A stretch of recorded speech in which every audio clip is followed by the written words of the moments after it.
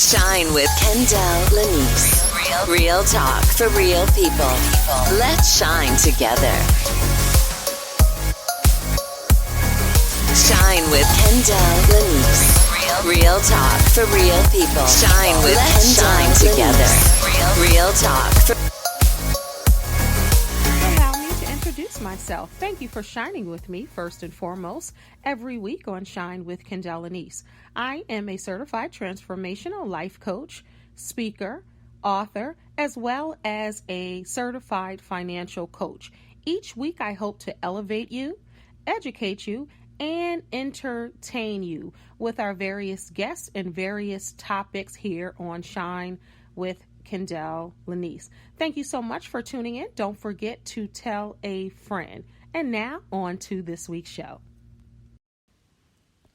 Hey everybody, welcome to Shine with Candi Everett. This is Candi Everett. I'm so glad that you came back this week joining us for an amazing show. I can't wait to introduce my guest just a little later, but for all my loyal listeners, thank you so much for tuning in to Shine each and every week. And if you are new to Shine with Candi Everett, welcome, welcome, welcome. I don't know how you stumbled upon me, but I'm glad you did. Thank you so much for tuning in. And everybody, if you can subscribe to the podcast wherever you're listening from, where all podcasts are played, that's where Shine with Candi Everett is. So please tell your friends and family about Shine, because there are a lot of great shows here on Shine. This is, I think, the 118th show, if I'm not mistaken.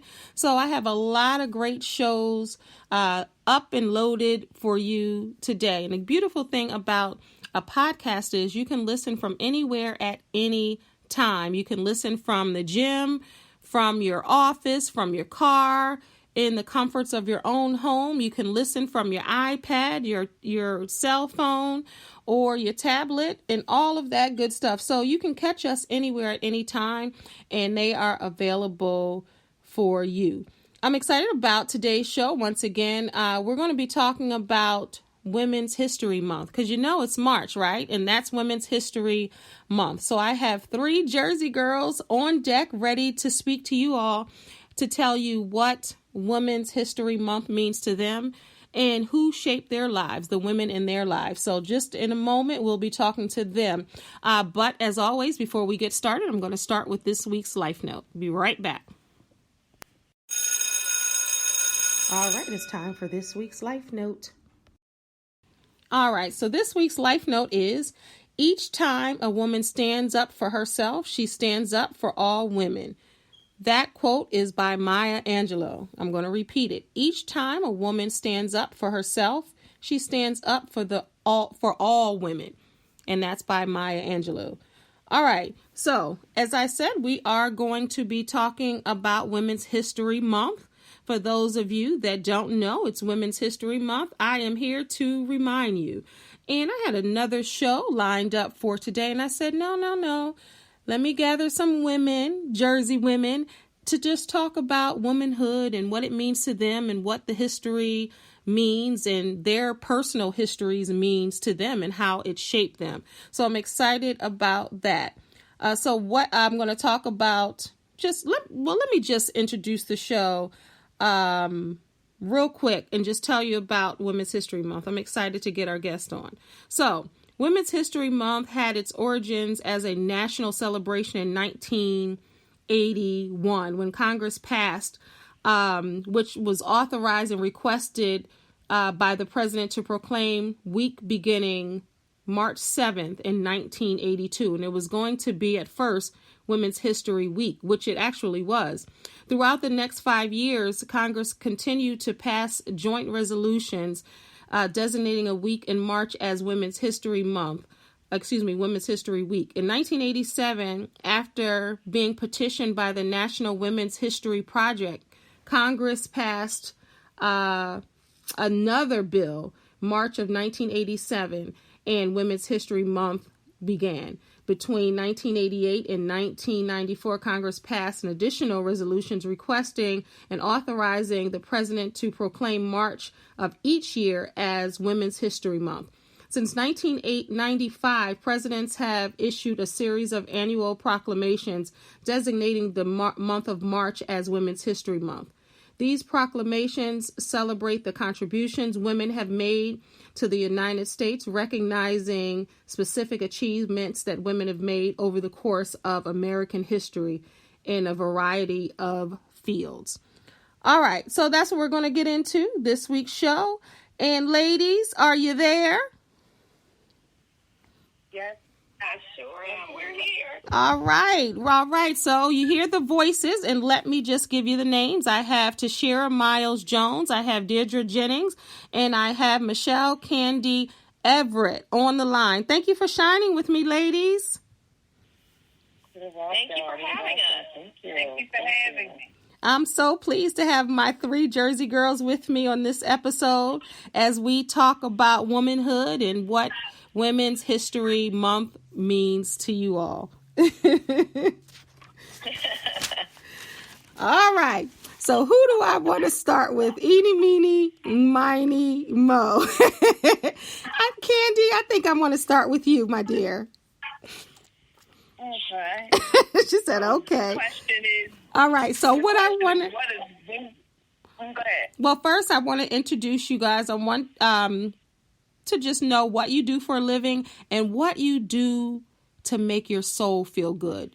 And as if it's one and the same. It could be one and the same. Okay. Well, I'm a teacher. I teach language arts. I have been for the last 26 years. This will complete year number 26 of teaching. It keeps me young. As far as what makes my soul feel good, well, I'm creeping up on 50 now, so I'm at that age where I do whatever I want to do. That's how to make my soul feel good. I know that's right. Besides things like going to church, penning a few poems here and there, spending time, with my girlfriends and things like that. So that's what makes your soul feel good. Because as a life coach and just as a woman, people always say, well, what do you do for a living? And yeah, okay, we'll get to that part. But me, I truly want to know what makes your soul feel good. So that's why I asked that question the way I did. All right. So let's talk about, so when I ask you to do this show about Women's History Month, is there something that you thought of first when I asked you that other than what? What went through your mind when I talked about Women's History Month? All right. I really kind of thought, what do I have? So, what kind of input can I even begin to have into this? And then I just decided to kind of wing it and go by, what you wanted to. What you wanted to do when you said that you wanted to know about women that influenced me. Exactly. I think we think automatically, I think a lot of times we go to our cultural icons and things like that. Mm-hmm. The people that we've read, the Maya Angelou's and Toni Morrison's and all of those people. I have a thing. I love Harriet Tubman, that idea that she, walked all those miles with a gun in her hand when women were seldom let out too much by themselves. But then, as I've gotten older, I've realized that my influences are the same as everybody else's.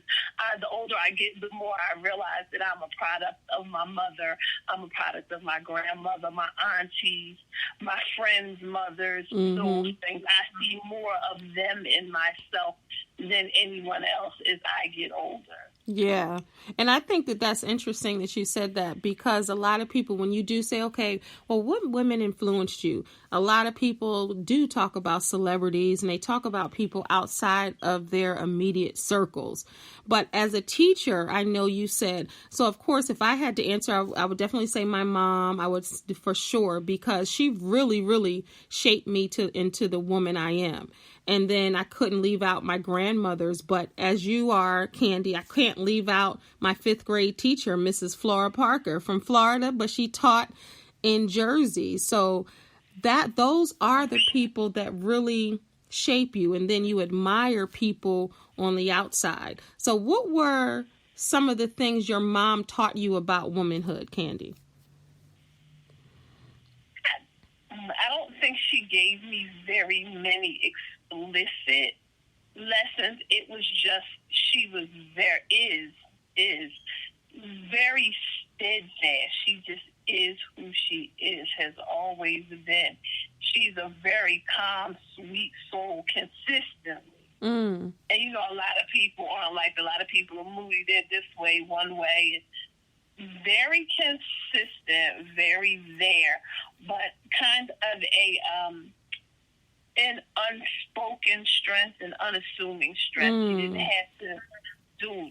I guess she could yell and nag with the best of them when your room wasn't clean, but it wasn't like she had that where, you know, she kicked in doors. Right. But when she walked into a room, you knew she was there. Wow, so she had a presence. Where she stood. And one thing that I love about my mother was that in times of crisis, she brings a strength for someone who is so ladylike and always has her hair in curls and, you know, never start wearing pants probably till she hit the other side of 50 herself, that she start wearing mostly slacks. Oh, wow. The dresses and things like that.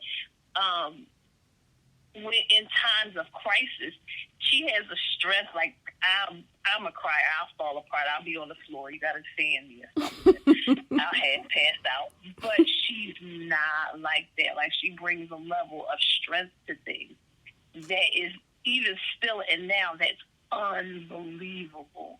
Like, I had a serious health crisis probably about 14 years ago where they didn't know, driving between Jersey and Philly, whether or not I was going to be alive when they got there. Oh, wow.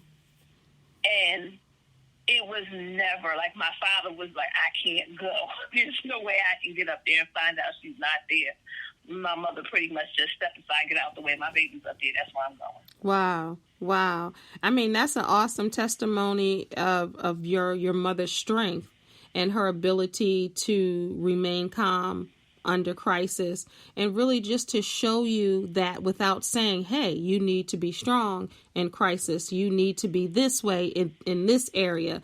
She taught you by showing you, and I think that that's amazing. And I think a lot of women in our lives show us how to be stronger, how to build, how to grow, how to behave in certain situations, if you will. So Deirdre, are you there, doll? Yes, I'm there. All right. Again, thank you so much for joining me on short notice. I greatly appreciate it. Oh, thank you for having me. Yes. It's a pleasure. Yes. So when I talk about women's history and the women that have impacted your life and paved the way for you, who are the first people that come to mind, the first women that come to mind when I say that? Oh, wow. So, I mean, I think just like Candi and like you, I've been blessed to have women in my life who are resourceful and resilient. And, you know, that's my mother, my grandmothers, my aunts, you know, and I've had this village. I'm a child of this village, you know, being raised. Now, can I say that I appreciated it back then? Absolutely not. It's not until I, you know, became older and started to experience, you know, things as an adult that I could appreciate what they went through and overcame, while at the same time still supporting me and nurturing me. But I also would say that in my life that there have been different women who have played significant roles. And that could be women who have served as mentors to me throughout my career. It could be the sister circle that I built. Yeah. Because I moved out of New Jersey and found myself in an area where I didn't know anybody. And so I had to create my own family, my own sister circle. And I will tell you that these women, you know, these probably 5 to 7 women are people who have been there for me, you know, in the worst of times and the best of times, and have helped me to understand myself.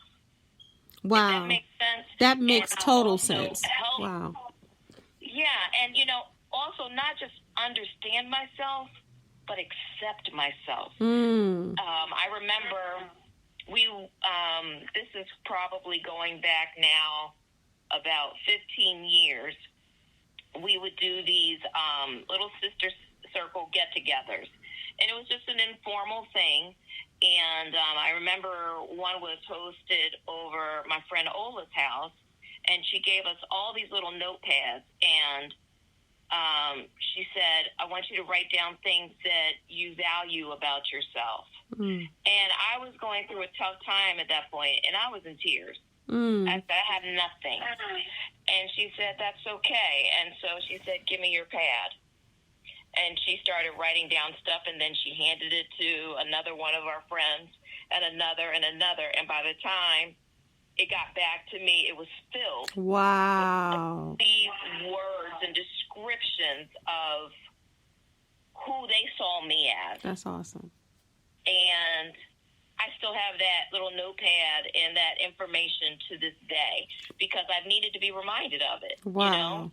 That almost just filled me. When I don't know, something just ran through me because I think it's so important for women to edify one another and empower one another.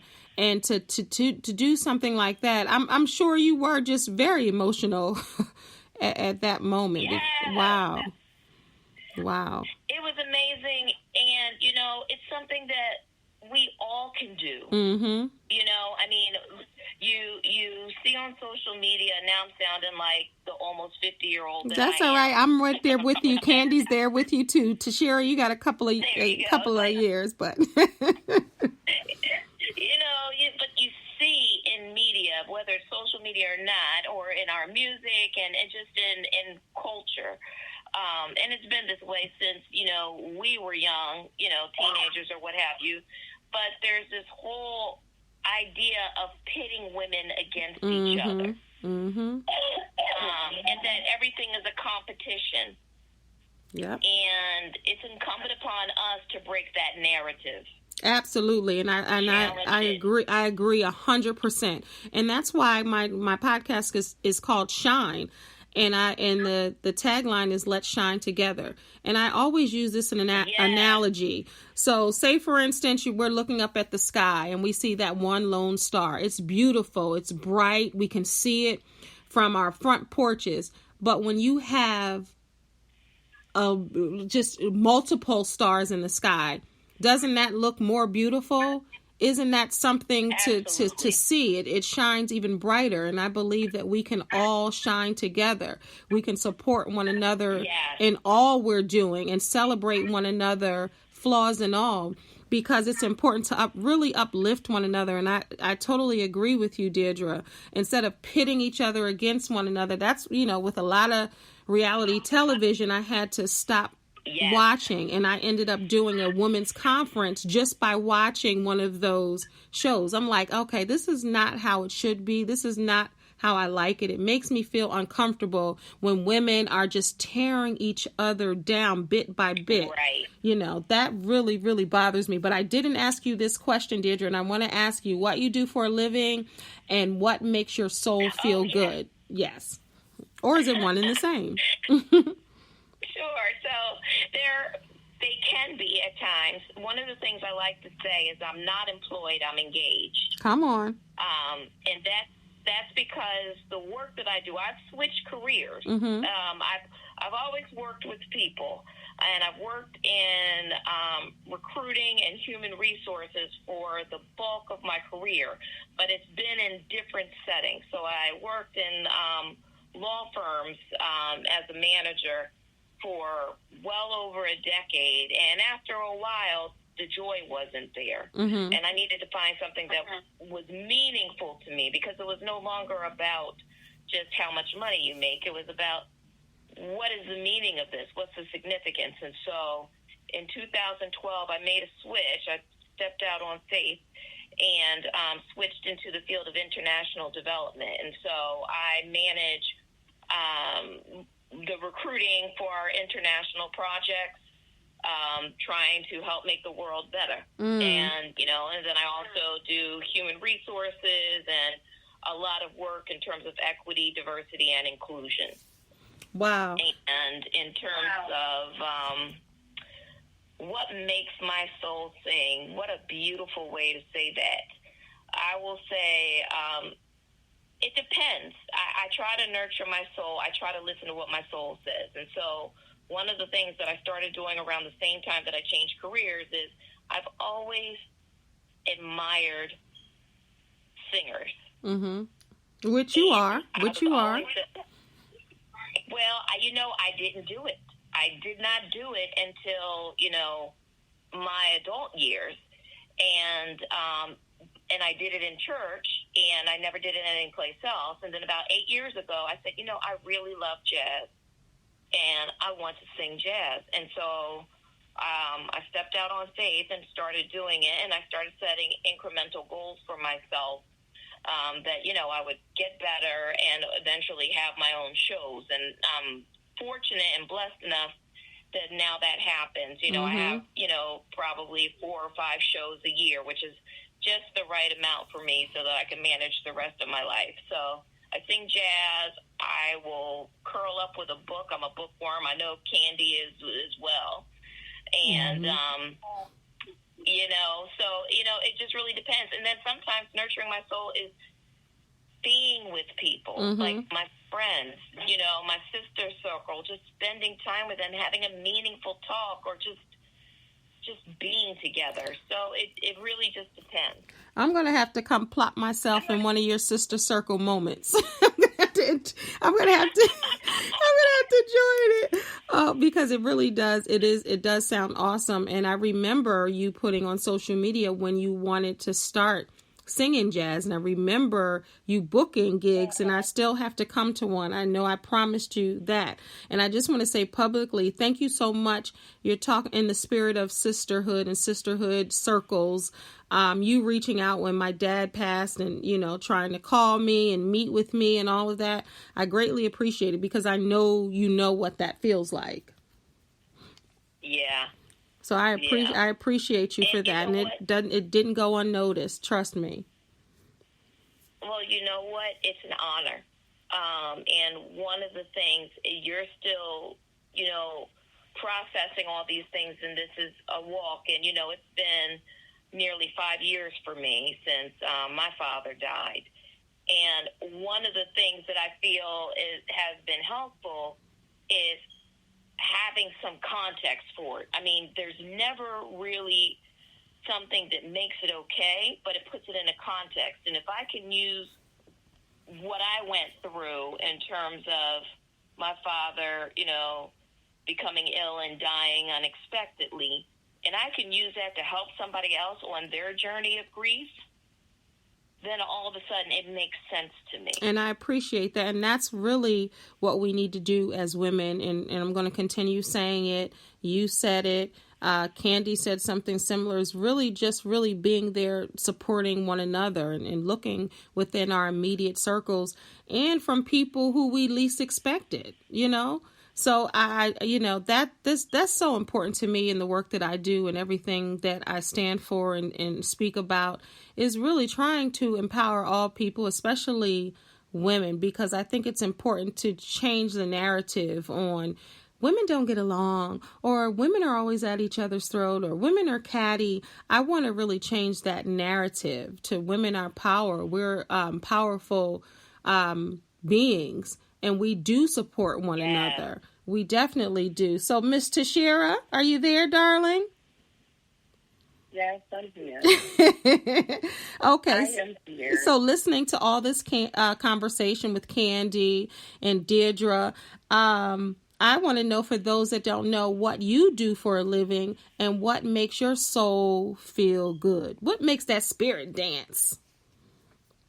I'm a bus driver for New Jersey Transit, and I've been doing my job for almost 20 years. And what makes my soul glow is being able to help people. As a bus driver, you deal with every walk of life. You deal with situations that people are your friends, they become your lovers, they become your children. Mm-hmm. You know, my extended family has come from that bus life, you know, and as ladies Kendall know, I do a skit called That Bus Life, and I talk about my life as a bus driver. And what makes me happy inside is knowing that I can build someone else up. Mm. You know, when you build another woman up, you're building yourself up because you're doing it in a very unselfish way. You know, it's a lot that goes on in society, and sometimes what we see on television is not our everyday reality. Mm-hmm. Everyday reality, the epidemic of drugs, the epidemic of homelessness, women being beaten, not knowing what to do. I deal with stuff like that every day. You know, people waiting on my bus just to see me so that they can get a good word. And I love to make someone else feel more important than they ever have in their life. Mm. Mm. It's not about the work that I do. Is, at this point in my life, it's nothing that I do now is about me. Years ago, I would have probably going to say, boast a little bit, but I'm more humble. I'm very humble because everything that I do now, it goes to God. Mm. Everything that I do goes to God because He gives it to me to give it to others. And naturally, that's just what I love to do. I love to give the Word of God through a different form because a lot of people believe that when you are in church or you're in ministry, that you don't know how to be basic like other people. But you're human. You know what I mean? That when I think about, I don't want to go to church all the way. But what I want to say is when I think about Jesus, I think about who He dealt with. He dealt with people that were oppressed. He dealt with things that weren't the best. And when I'm out there as a bus driver, I deal with oppression. Mm-hmm. I deal with poverty. I deal with just people feeling worthless. Mm. So if I can give somebody something that they didn't have and make their day better, then the glory all goes to God. So it's, what makes my soul grow. And it sounds like each one of you, Candi as a teacher, you doing your best work, Deirdre, you doing your work, Tishera, it really sounds like you are doing it and you're giving it away, and it's really not about you for all three of you. And it's really come to that point where it's about other people and giving yourself away in a way that edifies everybody. That's really what it seems like. And with God truly getting the glory. So Tishera, as I asked the other ladies, what women in your life made that difference for you? What does Women's History Month mean to you?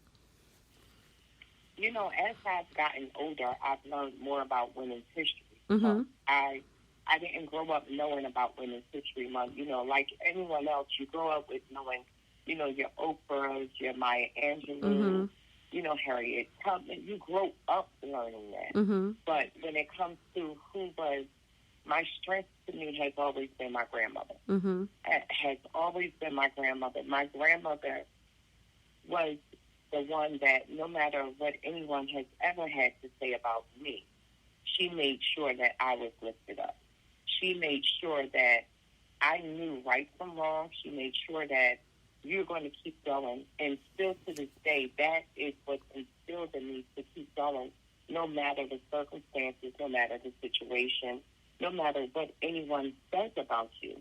You have to keep growing. And I remember my grandmother saying this to me. This was maybe about 15, 16 years ago. She said, see, she said, you're going to be the one. And I said, well, Grandma, what makes you say I'm going to be the one? She said, you're going to be the one because you're not afraid. You're not afraid to stand up for rights. You're not afraid to be there and say what other people won't say. You're going to be the one. So now that she's gone, my family comes to me. Like everyone in my family, like my cousins, my siblings, everyone comes to me, and it clicks. Grandma said I was going to be the one. So being the one to be the one that brings unity, that brings things full circle, because there are people that don't feel that they're wanted, and everyone will come to me. And I have to make sure that they understand you are wanted, you are loved. And I give that all to my grandmother. And there was, outside of my mother's sister, when my aunt Amina meant that much to me too, because she went back to school to get her bachelor's at 60 years old. So she's the reason why I'm in school now, getting an education and furthering, what I want to do, because overall, after I leave New Jersey Transit, I want to become a therapist. And being a therapist, I want to work with elders, and I want to work with sign language, people that speak sign language, because I want to be the voice for the voiceless. I think that that's awesome, Tishera. I do. I think that that's awesome. And if you believe that you can do it, they said she believed that she could, and she did. Absolutely. Yes, So, Candi. Yes. You there? So as a teacher and as a woman, as a Black woman, do you feel a responsibility to guide the women, the young women in your class in a different way, just by being an example? Do you feel any responsibility in that area? Yeah, so much so that it's heavy at times. I just had an episode, I guess it must have been last week, where I'm one who I believe, I try to charge all my girls now to be feminist. I know that's a dirty word nowadays, but I just think that people are the stereotypical feminist is what people are raging against. But a feminist is just to believe that a woman can be whatever kind of woman she wants to be in whatever space she goes into, in whatever way she would like to, without, uninhibited. That's what I want. So if you want to be, super prissy, that's your option. If you want to be a tomboy, if you want to be neither, that's your option.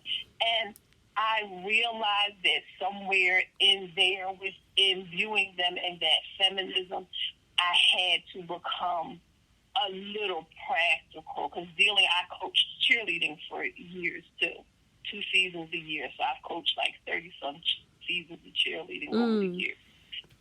And it was nothing when it was just the girls and I, and they would practice in their little sports bras and things. And I since stopped coaching, and I just happened to be leaving the building. I was leaving in a hurry, and the girls who were doing a different sport were running through the halls in their sports bras. I'm used to it, been watching it for years, didn't faze me. They ran through the front lobby of the building, and a grown man, I can't even say his name, Kenzel and Deirdre, if I said his name, you guys, being from here, you would go, ooh. Oh, my goodness. Because the person is notoriously smarmy since we were girls. Oh, my God. Notoriously smarmy. If I said the name, you guys literally, both of you would go, ooh. That's how bad it was. Oh, God. Ran through the lobby. He took that look, and immediately all my feminism dropped off my back, and I turned into Big Mama and followed him listen, I need y'all to put shirts on. Right. I felt, so I was so torn between me taking that piece of their childhood away from them, because had I been staying in the building and not leaving, I would have just posted myself somewhere nearby and let them be free. But because I had a pressing appointment, I needed to walk out that door at that moment to make my appointment. Matter of fact, it was Friday because I had a wedding to go to. And I needed to get to this wedding on time. I just felt cool. I felt like I had failed them all around. So you really take this responsibility seriously. You really take this responsibility seriously, it seems like. As you should. I was upset leaving that building because I really felt like I had failed them. I couldn't stay and watch over them. I couldn't let them be free. Once once that vision of a kid, if you're that type of person, once that vision of a kid, running around in her bra is there, that leer, you guys know as well as I do, that leer doesn't stop. She could have put on a parka after that. Right. Leer doesn't stop. That's true. That's very true. That's very true. So what would you, so when we talk about, and then Deirdre, I want to ask you a question. So when we talk about that and talk about just exactly what you're talking about, and it's almost, it turns into from the innocent to the, I don't even know what I want to say, like from a child to adult in that matter of time. And then I'm thinking about Me Too. I'm thinking about creepy creepers. I'm thinking about, all that comes with all of that. I don't even need to get into that because you guys know what I'm talking about. So what would you tell that young girl who goes from childhood to adulthood or struggling in between the two on where to be or where to stand or what's too much or what's too little? What would you tell that girl that's that in that in-between stage about life and living and being a woman? My encouragement is always to tell them to be who you are. Don't do if you're not sure. It's always better to put it off because whatever you want to do will always be there. It's better to put it off till you're sure. And then once you're sure, your life is yours, but you better be ready for everything that comes with it because then you own it. Once you decide that, okay, I'm going to do me, I'm grown, it doesn't matter whether it just be that you're going to stay out later, you're not going to do ballet anymore, whatever it is that you decide. Once you make that decision and you step into that realm of decision maker, all the consequences belong. Right. So the key is the consequences and that adulthood, that transition, really, that is a great way to say it. Life is about consequences and your choices and your decisions are yours, but you got to be able to be prepared for the consequences or whatever comes with those choices. Very good. Very good. Deirdre, okay, and I can't believe this time has gone so fast. We have about 7 minutes left. So, and we definitely have to do a part 2 one day. You girls down for that? Sure.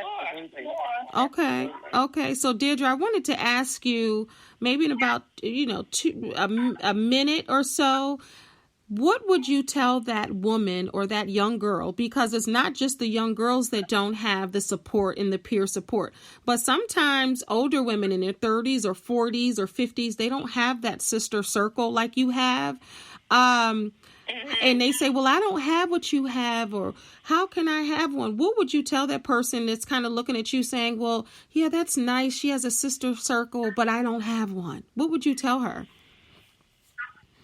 You create your community. You find people. So, I met one of my best friends walking through the Columbia Mall and hitting the makeup counter at Sears. And we just struck it up. I wanted a shade of red lipstick. Hey. Shout out for the red. Like, I was looking for that red lipstick. I was 20-something and feeling myself. But, you find these things. You when you find somebody that you click with, my best friend, who was like a sister to me, I met her during college orientation. And we've been best friends, sisters ever since.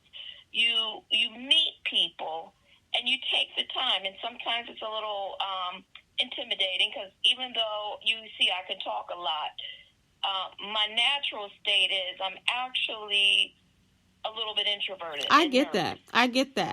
I'm that same way. People don't believe it. I get that. They don't believe it, but that's what it is, right?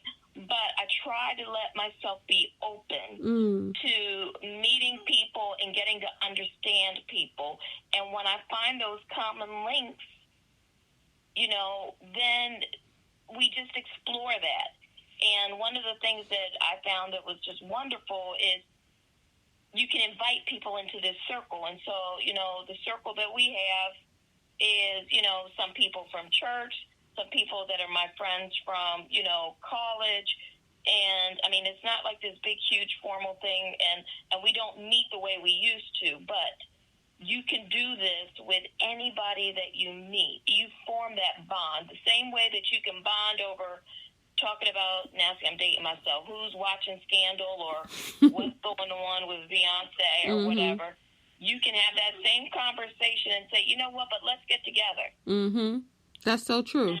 And, one of the best things is just think of something that you like to do that is fun and people that you would enjoy being around. And you throw it out there to everybody, because I'm not one of these big party planner people. So I remember one of them was, there was a play at in D.C. on U Street for the play Crowns. And so I said, oh, that just sounds great. So everybody that I thought would enjoy it, I just invited. Yeah. And people either bought tickets or they didn't. But then afterwards, I set up for us to all have brunch together.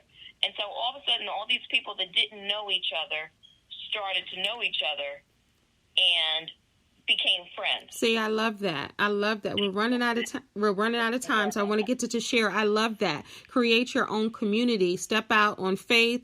You want to go somewhere. You want to talk about something instead of talking on the phone. Get together. Set up a date, time, place. Get together. You want to go somewhere. Invite all your friends. And then they can have that community and you can build from there. I love that. All right, Tishera, in 1 minute, that woman gets on the bus and she feels like her life is over. What do you say to her in a minute? What do you say to that lady? Child, sit down. Child, sit down. Child, sit down and go with me on this ride. That's what I say. Girl, if you don't sit down, don't even want to sit down. Just sit right here. Don't even worry about it. I got you. That's what I'm going to say to her. But you know what, Tishera? That's paying attention to her. That's seeing that something is wrong and saying, I got you. There's something about those three words. And even in my talk show, that's the tagline. I got you. And that's so important because we have to have one another. We have to build one another. We have to compliment one another. We have to tell one another when they're right. We have to check them when they're wrong. We have to celebrate other women. We have to love on other women. And all of that jealousy, all of that envy, all of that, well, I don't want you to get to the mountaintop before I do, so let me claw and get you down. We have to eradicate that. And it's for women on this show right now.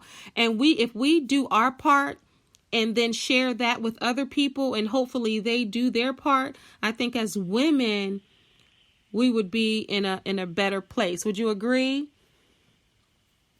Yes, absolutely. Absolutely. Mm-hmm. It's definitely about showing other women love. Yeah. You show them love no matter what. And love does conquer all. Absolutely. Love conquers all. And just because you don't know someone doesn't mean that you don't love them. You love God.